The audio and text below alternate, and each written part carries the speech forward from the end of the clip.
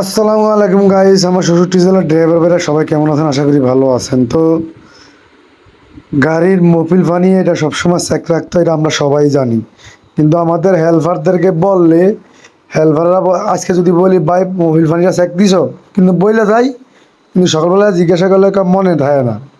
তো আমি সবসময় কি করি, হেল্পারের আর বলি না, এদেরকে বললে এরা বলে মনে থাকে না। তো কি করি, নিজেই কি পানি মফিল এগুলা নিজেরটা নিজে চেক রাখি। কি লিগে হেল্পারেরও বিশ্বাস নাই। গাড়ির গুরুত্বপূর্ণ জিনিসে হইলো কি মফিল পানি।